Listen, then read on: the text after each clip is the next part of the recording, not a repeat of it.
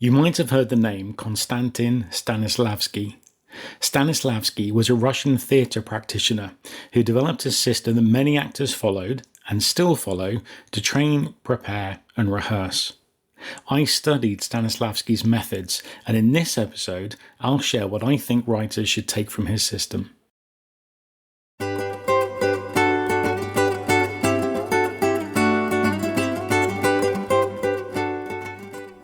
Hello, I'm Stuart Wakefield, an author accelerator, certified book coach, and writer.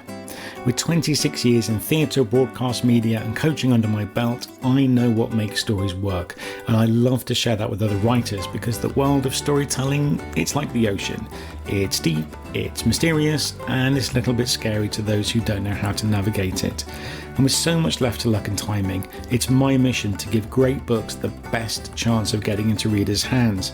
In each episode, I'll share tips and plans of action that will help you write, edit, and publish your book.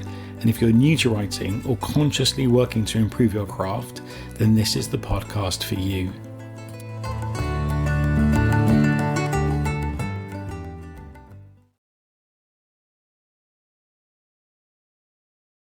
I worked in the theatre from ages 5 to 32, and during that time I learned a lot. Like a lot. In the main I acted, but I also directed, designed, made costumes, worked backstage, and once designed a set that was completely made of sails, and I sewed those sails all on my own. So, working in the theatre, mainly as an actor and director, I had to learn how to inhabit a character and coach actors in how to inhabit their characters, and I've brought all of that to my creative writing practice and more. So as I said in the intro, you might have heard the name Konstantin Stanislavski. He was a Russian theatre practitioner, and he developed a system many actors follow to train, prepare, and rehearse. I studied his methods, and here's what I think writers should take from his system.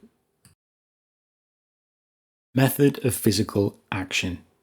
So this technique requires the actor to use physical actions as a means to better understand their character's objectives and reactions. For example, if the character is angry, the actor might stomp their foot, clench their fists, or huff out a breath of frustration to help them access the feeling in a tangible way. And for most writers, this is a given. But I see many manuscripts that lack this fundamental detail, sometimes in places, but occasionally throughout the entire work. Now, this ties into show, don't tell. The reader wants to see the character stamping their foot rather than reading, he said angrily. Better still, show us the character's action and have them not speak at all.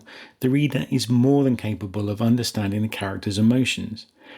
But you can do even more than that. Stomp your foot, pace your floor, feel your fingers dig into your palms as you clench your fists. See how fast are your hearts beating now? All of that can go into your manuscript. Sense memory.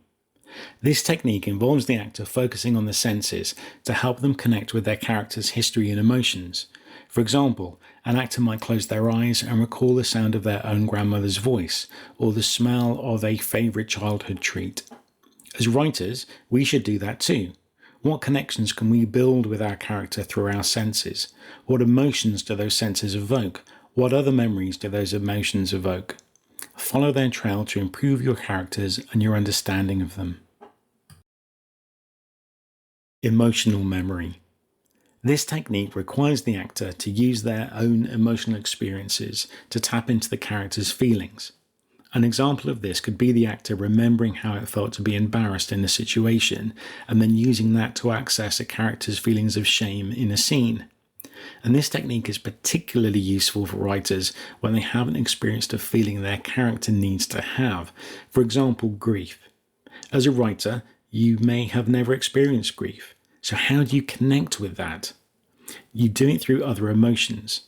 So let's break grief down into some of its component parts. So there's sadness, regret, guilt, anger, sense of loss. Now, if you haven't experienced those things in life, you are truly blessed, my friend, but chances are you have, and you can build your character a believable sense of grief from those parts. Physical analysis.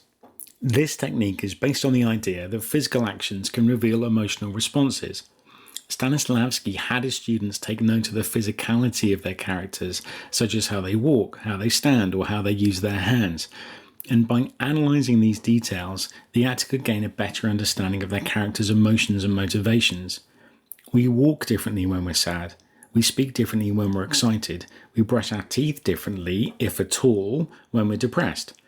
So understanding physicality and how it shows character, and this is closely linked to the method of physical action, albeit subtly different, it feeds your ability to show and not tell. Show the reader the way a character walks into a room, and the reader will understand who that character is. Objective analysis. This technique requires the actor to analyse their character's objectives in order to gain a better understanding of their motivations. So through this technique, the actor can learn why their character behaves the way they do and how their behaviours reflect the story's overall theme. Now, you'd assume a writer would know this. After all, they have created the character and thrust them into the scene, so they must know the character's objectives, right? Well, sadly, that's not always the case.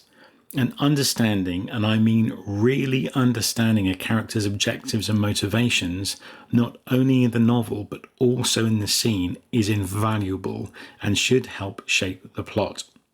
If your characters are twisting themselves and effectively coming out of character to fulfill a plot's objectives, and not the character's clear objectives and motivations, you, my friend, have got a problem. So go back and work on your character and understand how the scene and or plot should change based on your new understanding. Subtext analysis. This is a technique in which the actor looks beyond the dialogue to discover the hidden meanings. Through this technique, the actor can uncover the underlying themes and subplots of the character's story. An example of this could be an actor reading between the lines of a conversation between two characters and discovering a secret friendship or rivalry. Now, for writers, this can be a tricky analysis that comes as part of the editing phase, and it often takes time away from your manuscript to do this. So coming back and reading through fresh eyes, but it's not a skill that comes easily to most. So don't sweat it if you haven't built these muscles yet. Just keep working on them and perhaps talk it over with your beta readers. Spontaneity. Stanislavski believed that spontaneity is the key to creating an authentic performance, and he encouraged his students to embrace the unknown and embrace the unexpected, because that allowed the actor to be much more in touch with their character and the story. So an example of this could be an actor going off script to add a few humorous lines that weren't in the original script. Now, I've got a story about this. So I remember being in rehearsals and there was a particular actor who didn't really seem to know his lines. So he would improvise pretty much everything, and we would nudge him towards the right kind of lines and work out where our characters could come in because we'd learned our lines. Anyway, he did all that way, through rehearsals, and we got used to the lines that he was saying. When it came to performance, he was word perfect, and it threw all of us, and we looked like the idiots. But anyway, that's just an acting war story. But on spontaneity, tread softly, writer. So I use a tool called the Inside Outline with my story development clients, and that does allow for some spontaneity without chasing the plot bunnies over the horizon. It gives you just enough structure to keep you on track, and then just enough space to let you play, like those off-the-cuff one-liners a character might come out with, or introducing a minor character who adds flavour. But that principle, whatever outlining tool you use, give yourself enough room to play, but stay on script where it matters. Active analysis. This technique requires the actor to actively analyse a character's behaviour and motivations during the rehearsal process. So an example of this could be the actor asking themselves why their character is behaving in a certain way or why they're making certain decisions in the story. So this is one for the editing phase, but you can also use it in the planning phase. So during your reads and rereads, either of your draft or your synopsis, check that your character's staying on script. And if they're not, use that as kind of a clue to think, well, what is it that you need to change? Is it the trajectory of the story, or is it something to do with the character?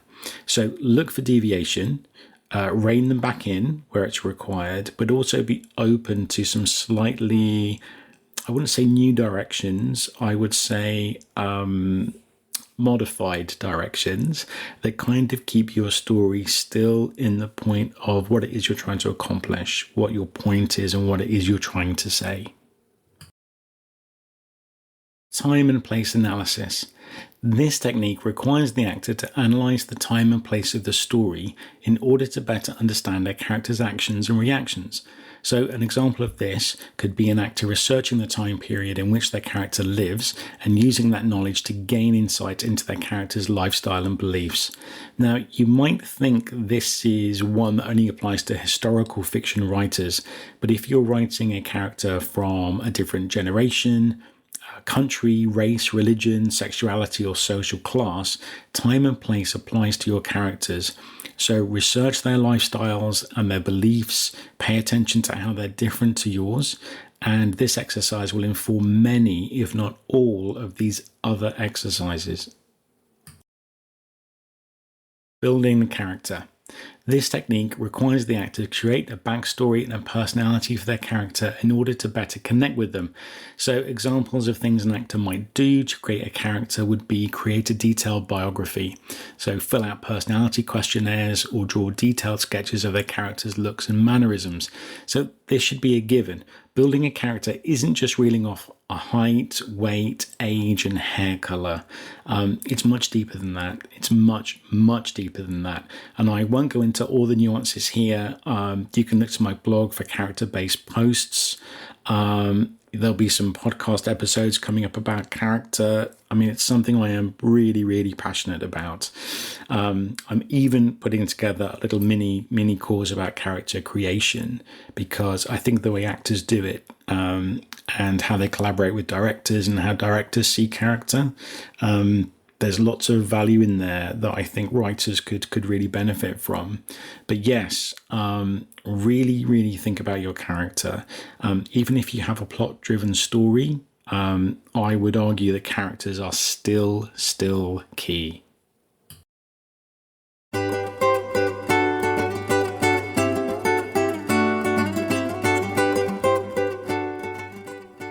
Before I wrap up, I invite you to do all the usual stuff. You know the drill.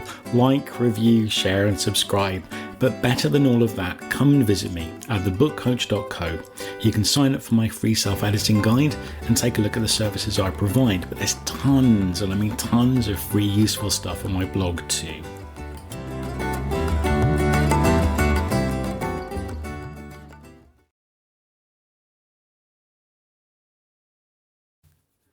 So, kids, we are done. So, I think writers can take a lot from Stanislavski's system. By using it, they can create believable, engaging characters and vivid detailed scenes that really draw the reader in. If you want to learn more about Stanislavski's system, there's a wealth of resources available. So there's books, articles, online courses, workshops, and all of those resources can really help you understand Stanislavski's system fully. Then you can best address how to apply it to your own writing and create powerful, emotionally engaging characters and works of literature.